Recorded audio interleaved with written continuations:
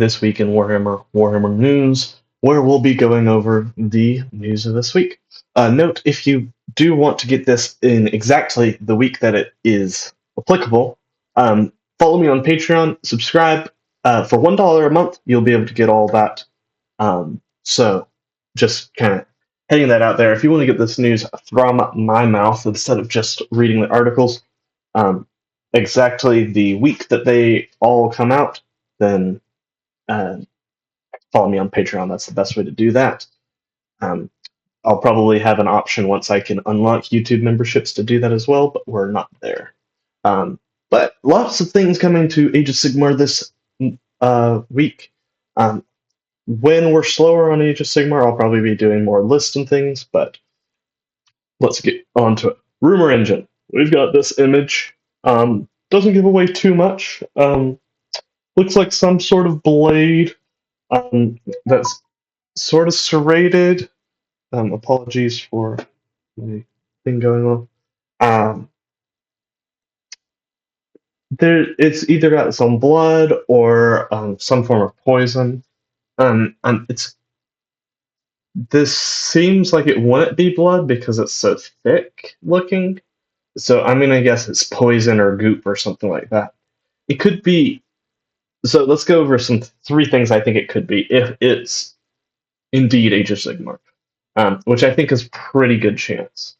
It could be Gloomspite Gits, Cruel Boys, or Maggot Kind of Nurgle. I'm leaning towards Cruel Boys because we know that there's some orc stuff coming in the future. We don't know if that's actually going to include new miniatures. Gloomspite Gits is another pretty good chance. Maggot can just make sense thematically, but this hand looks humanoid, so I think an orc would be a decent chance. I mean, I could be absolutely wrong. Let me know in the comments what you think it is, because, yeah, not too much of a clue, but I'm guessing Cruel Boys.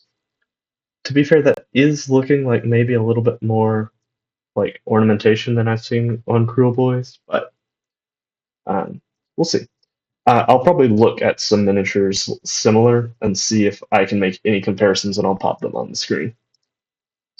Vizzik Skour, he's got some rules that we can look at. First peaks. Once per battle in your hero phase, he can reroll chanting rules for this unit until the start of your next turn.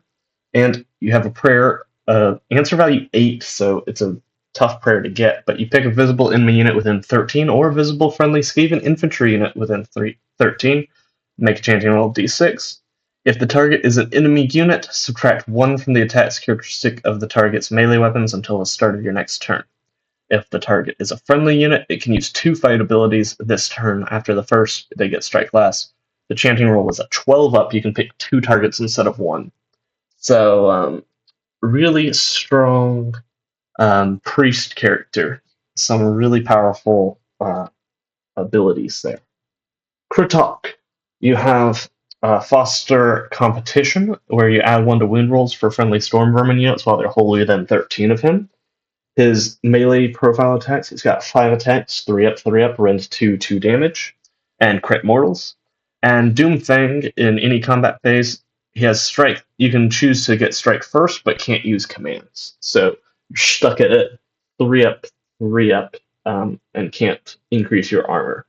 But you get strike first, so if you feel like you can kill someone, then it could be worth using. Arch Warlock. You've got Overseers of the Engine Covens. If a friendly Skryre unit wholly within 13 uses Covering Fire, no command points are spent. So Arch Warlock will be useful for your Jezzails and other shooting units, as you would expect. Your hidden weapon teams, Rattling Gun is 2 hits on the crit, 15-inch range, 3d6 attacks, 4 up, no, or 1 rend, 1 damage. Warp Fire Thrower, it can shoot in combat. It's got 10-inch range, 2d6 attacks, 2 up to hit, 4 up to wound, rend 2, 1 damage. And the Warp Volt Scourger is your anti-hit cavalry and crit 2 hits, 15-inch range, 2d6 attacks, 2 up, 4 up, rend 1, 1 damage. And while this unit is within the combat range of a friendly Clan Rats unit that has 5 or more models, and there are no friendly other friendly weapons team units within that unit's combat range. This unit is not visible to enemy units more than 13 away. So can make them a little bit more defensive against enemy shooting. And spells. Honestly, Warpvault Scourger is looking really good. With that 2-up, 4-up profile. Doesn't get as many attacks with the Rattling Gun, but you could maybe spike it. Warp Grinder. Basically, you can redeploy. So you pick this unit and up to one friendly non-monster Skaven that has not been deployed. You can set it in reserve. And then pick an enemy unit more than 6 from all other enemy units. On a 4-up, set up this unit within 3 inches of the target and more than 6 from all other enemy units. And then set up the unit that was in the tunnels below into this with this unit within 3 inches of the target and more than 6 from all enemy units. So you can use it to kind of take out a flank, basically. Doom Flares. If this unit charged, pick an enemy unit within an inch, roll d3. On a 2-up, inflict an amount of mortal damage on the target equal to the roll. Kind of boring rules, honestly. Then we get into some Moulder. So that was the Skryre rules. You've got the Master Moulder, with a Tyrannical Pact Master, you pick another friendly Moulder unit within this unit's combat range, add 1 to their charge rolls for the rest of the turn. It's okay. The Brood Terror, it heals a d6 at the end of any turn, and once per turn in any combat phase, the Warpstone fumes. You roll a dice on a 2-up for the rest of the turn, subtract 1 from hit rolls for attacks made by enemy units while they're within 6. So that's a pretty strong rampage ability. And then you've got these regiments of renown that can be included in the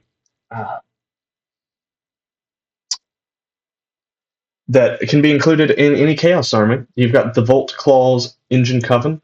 It's got the Warpling Blaster. You've got some bad weapons teams, and then the Warlock Galvanier. Pick all friendly Volt Claws Engine Covens. It's a once per battle in the shooting phase. Add 1 to the hit rolls for the target's shooting attacks, and add 3 to the range characteristic of their ranged weapons. Then you've got Krittok's Claw Pack.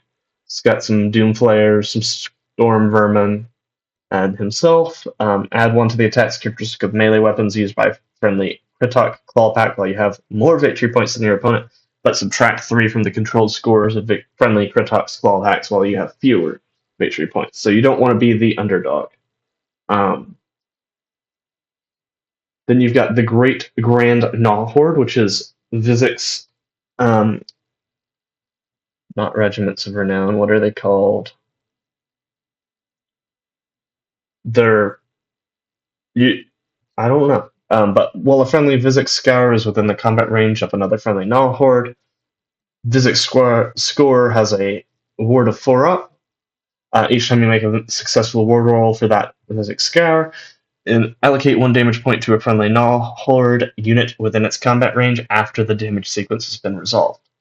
And then Reckless Abandon once per turn in any combat phase. You can only use this ability if you've not used any Warp, Shatter, Throws abilities this turn. Pick up to 3 friendly Gnaw Horde units to be the target. The rest of the turn, add 1 to the attacks of their melee weapons and add 1 to the hits. So pretty powerful there. And then Thanghol's Mutated Menagerie. More mutation. Pick a friendly non-hero mutated menagerie unit to be the target. You cannot pick the same unit to be the target of this ability more than once per phase. For the rest, more than once per battle. I don't know why I read phase. For the rest of the battle, add 2 to the target's health characteristic, add 2 to the target's move characteristic, add 1 to the attacks characteristic of the target's melee weapons. They get a ward of 5-up at the end of each turn. Allocate d3 plus 2 damage points to the target. So you boost them up, but they start degrading quickly. And then the Rampaging Demise, you pick a friendly non-hero mutated menagerie monster or unit that has not used a rampage, a monster unit that has not used a rampage ability this turn to you. The unit has strike first, however, at the end of the turn, this unit's destroyed. When this unit is destroyed before it's removed from play, Roll a d3 for each enemy unit within 6 on a 2-up inflicted amount of mortal damage on that enemy unit equal to the roll. After this ability has been resolved, the unit cannot use any other rampage abilities for the rest of the turn. That's a weird one. Huh. So I guess if you think your monster is going to die soon and won't... Yeah, that's just a weird one. I'm not going to lie. Some new prices, though. So the Battle Tome is going to be $60. The Gamers Edition is going to be $80. So I was hoping that it was going to be cheaper because it doesn't have as much lore, but because it comes with the War Scroll cards, it's going to be a little bit more expensive. Then you've got Spearhead Skaven coming in at $145. Vizzik's coming in at $160. Krittok coming in at $40. Your Arch Warlock at $38. Pretty much your Warlock, Galvanier, and Master Moulder coming in at $35. Your Bombadiers coming in at $58. Warp Spark Weapon Batteries coming in at $52. Warp Grinder at $45. Storm Vermin $58. Doomflayers $60. Brood Terror $70. Clan Rats at $52. That's a tough one, honestly. But maybe that's just me with new Warhammer. Old Warhammer, and I guess that is a lot of miniatures. Rat Ogres for $60, that's kind of standard. Clawlord on Nobbies for $62.50. Warplock Giselles for $52. War Scroll cards for $35. Skaven Dice for $33.50. And Plague Pack for $42. Thankful on Bone Wrecker, I didn't include him here, but he's coming in at $92. He's a really cool miniature, so $92 isn't that bad for him. That's going to be it for this week, though. Let me know in the comments which of these units you're most excited for. Also, sorry you can't see the Plague Pack due to the banner, but it's $42.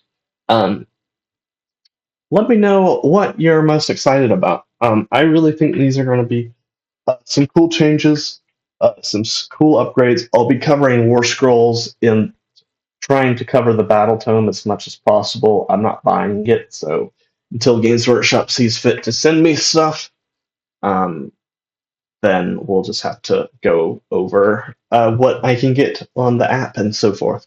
But yeah, please like, comment, and subscribe, and I'll see you in the next episode. Goodbye.